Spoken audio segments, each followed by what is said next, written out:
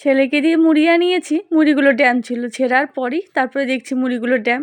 আর গ্যাসটা বাড়ানো ছিল, মুড়িটা একটু লালও হয়ে গেল, অনেকগুলো তো একটু পুড়ে পুড়েও গেছে। তবে যাই হোক, আমিই খাবো, এটা অসুবিধা নেই। আর অল্পটা বেছে রেখে দেবো।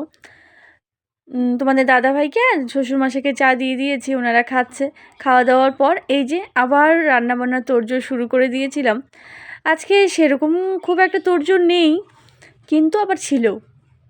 এর আগের দিন শ্বশুরমশাই একবেলা খেয়েছিল, তোমাদের দাদাভাই তো খাওয়া নেই, কারণ একটু দেরি হয়ে গেছিলো, তাড়াতাড়ি বেরোনো ছিল, চলে গেছিলো। তো সেই ভাতগুলো তো রয়ে গেছিলো, রাত্রে তো ওই প্রেশারে ভাত করেছিলাম, ওই ভাতগুলো ফ্রিজে রেখেছিলাম। আজকে সকাল সকাল ওই ভাতগুলো চাটা খেয়ে তারপরে ওই ভাতগুলো সবার জন্য ভাজা করলাম, অনেকটাই ছিল, সবার হয়ে গেছে। আর তারপরে এই যে ফুল নিতে এসেছিলো, আমি ফুল দিয়ে দিলাম। আর আজকে এসেছে ভাস্তি আর ভাস্তা দুটা, ওটাই তো হারাই গেছে। আমার মতো ও গোলাপ খুব পছন্দ করে, আমাকে এসেই বলছিল, পিসি আমি কিন্তু যাওয়ার সময় একটা গোলাপ নিয়ে যাবো। আমি বললাম ঠিক আছে, যখন যাবি তখন নিয়ে যাস। তো চলো, এখন আমরা যাচ্ছি, একটু দরকারও যাচ্ছি আর বাজারেও যাচ্ছি।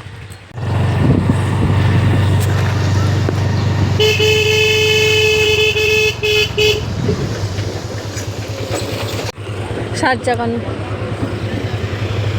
বন্ধ তো।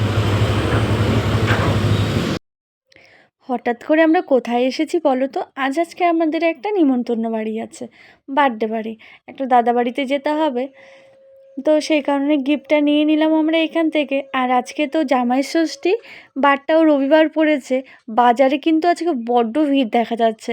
রবিবারে এমনিতেও অনেকটা ভিড় থাকে, তবে আজ মানে ডবলের থেকেও ডবল ভিড় বাজারে। সবজি বাজার বলো, মাছ বাজার বলো, খুব তাড়া সবার। তো আমরাও এই যে মাছ নিয়ে নিচ্ছি, আজকে বড় মাছ নিব না। তো আজকে এই যে এখান থেকে এই মাছগুলোই নেব, কারণ আমাদের রাতে আবার নিমন্ত্রণ বাড়ি যাওয়ার আছে।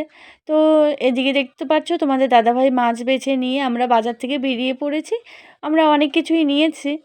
আর এই দেখো, দেখতে দেখতে আমরা ভোলা মোড় চলে এলাম। আমি বলছিলাম যে আমার ভুরুটা প্লাক করা নেই, তো আবার ভাবলাম চলো, অনেকটা বেরিয়ে চলে এসেছি, কোনো অসুবিধা নেই।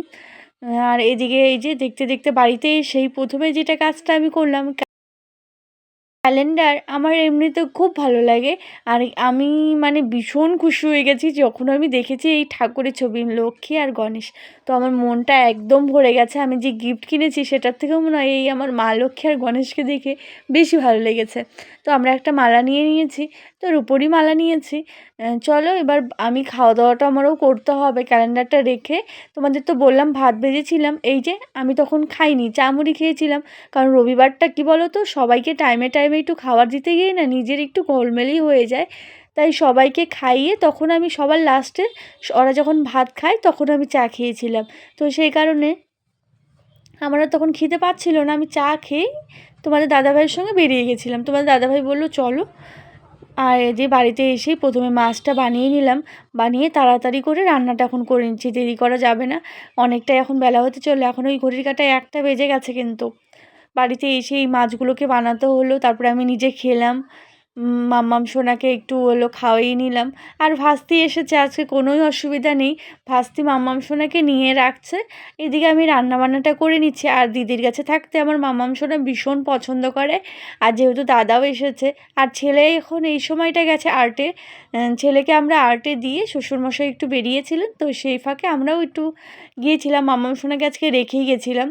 তো প্রথমেই তো ফার্স্টে আমরা যখন গিয়েছিলাম দোকানে, তখন দোকানটা তখন খোলেও নি, জাস্ট আমরাও ঢুকলাম, উনিও আসলো। তো তখনই আমরা সেই সময় গিয়েছিলাম, বেশি সময় দাঁড়াতেও হয়নি। একদিকে মাছটা কড়াইতে বসিয়ে আমি এদিকে আলুটাও বানিয়ে নিচ্ছি। তোমাদের দাদাভাই বলছিল মাছটা কী দিয়ে বানাবে, আমি বললাম আলু দিয়ে বানাবো। আজকে একটু লাল লাল বেশ মাখা মাখা করে বানাবো। তো সে কারণেই আজকে একটু শুকনো লঙ্কা ব্যবহার করছি। অন্য দিনের তরকারিতে কিন্তু মানে কাঁচা লঙ্কাই ব্যবহার করি, শুকনো লঙ্কাটা খাওয়া অনেক কমে গেছে আমাদের। আগে মাঝে মধ্যে খাওয়া হতো, আর সেই কারণে দেখতে পাচ্ছ আজকের ঝোলটা একটু লাল লাল ঝাল ঝাল হয়েছে, একটু তরকারি উঠিয়ে রেখেছি। আর দেখো, আমাদের কোনো জায়গায় যাওয়ার আগে তো আগের থেকে কোনো কিছুই রেডি করি না। আজকে মনে পড়লো যে মাস্ক ওটা লাগাতে হবে একটু। তো এই দেখো আমি রেডি হয়ে গেছি, এই শাড়িটাই পরলাম, এই শাড়িটা ইস্ত্রি করা ছিল না, তো ভাবলাম চলো বৃষ্টির দিন এটাই পরা যাক। আর এই যে এসে পড়েছি, এসে আমরাই ফার্স্ট এসেছিলাম। ফার্স্ট না মানে আরও কয়েকজন এসেছিল। তো আসার পর তারপরে এই যে সমস্ত কিছু কেক কাটারিংয়ের জন্য আয়োজন করা হচ্ছে। সব বাচ্চারা ওখানে দাঁড়িয়েছে। মাম্মাম সোনা ওখানে যায়নি, ছেলে ওখানে গেছে। আর ওই যে দাদা বৌদি রেড কালারের যে গেঞ্জি পরেছে ওটা হলো দাদা, আর ওই যে সাদা ওড়না ওখানে দেখতে পাচ্ছ দাঁড়িয়ে আছে ওটা হচ্ছে বৌদি। মাম্মাম সোনা এই সময়টা একটু বিরক্ত করছিল, ঘুমের সময় হয়ে গেছে। ঘড়ির কাঁটায় বাজে এখন 10:30। আর বাইরে আকাশের অবস্থাটা খুব একটা ভালো না, মনে হচ্ছে যখন তখন আবার বৃষ্টি হয়ে যাবে। টেনশনও করছিলাম যে আবার বৃষ্টি শুরু হয়ে গেলে আমাদের আবার ভিজে ভিজে না যেতে হয়। আর চলো এদিকে আবার কেক কাটিংও দেখছিলাম। তো এই দেখো আমি ওখানে আশীর্বাদ করতে গিয়েছিলাম, আর মাম্মাম সোনা না আমাকে, আমি যে চলে এসেছি ও আমাকে না খেয়াল করেনি, ও আমাকে আবার দেখে আবার এই যে দেখতে পাচ্ছ আমার কাছে চলে এলো। আর ওই যে বার্থডে গার্ল ওখানে, এটা বার্থডে গার্লের ঠাম্মা হয়। আর একে একে এখন সবাই আশীর্বাদটা করে নিচ্ছে, তারপরে যেটা আমরা বসে পড়লাম, কারণ আমাদের অনেকটা দূর যেতে হবে সেই কারণে। আর দেখো ভিজে ভিজে বাড়িতেও চলে এলাম। আমার থেকে আমার তো নেই, আমার তো নেই, শুধু মাথা আর শুধু ঠান্ডা। মাথা ভিজে গেছে, পুরো ভিজে গেছি। এই মাত্র বাড়িতে ঢুকলাম, কটা বাজে দেখাচ্ছে বোঝা যাচ্ছে না, দাঁড়াও পিছন ক্যামেরায় দেখাচ্ছে 11:30 বাজতে চললো। এসেই আগে মাম্মাম সোনাকে আমি ভালো করে তেল মালিশ করে দিলাম, দু ভাই বোনকেই। তো তারপর ওরা ঘুমালো। আজকের ব্লগটা এখানেই শেষ করছি। ভালো লাগলে লাইক সাবস্ক্রাইব করে পাশে থাকবে। বাই।